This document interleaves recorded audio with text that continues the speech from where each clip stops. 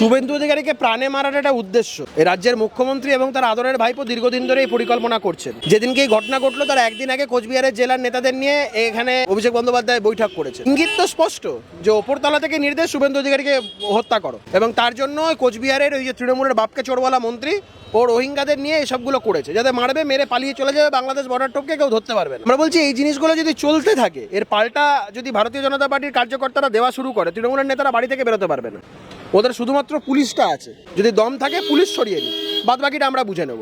আর এই শুভেন্দু অধিকারীর উপরে যত ওরা আক্রমণ করবে, ভারতীয় জনতা পার্টি তত শক্তিশালী হবে। আর এরা যেন ভুলে না যায় যে সময় কখনো কারোর সমান যায় না। একটা সময় বড় বড় বাঘা বাঘা বামপন্থী নেতারা তারা অনেক বড় বড় কথা বলতেন, তাদের হেক্কারে বাঘে গরুতে এক গাঁটে জল খেত, এখন তারা বাড়ি থেকে বেরোতে ভয় পায়। তৃণমূলের নেতাদের উদ্দেশ্যে বলছি, 2026 সালে সরকার পরিবর্তন হলে বদলা বদল দুটোই হবে, তারা যেন এটা মাথা থেকে না বার করে দেয়। এই যে পরিস্থিতি তারা যেগুলো ঘটাচ্ছে, এগুলো সুদে আসলে তারা ফেরত পাবে, কোথাও কোনো ক্ষমা ঘেন্না হবে না।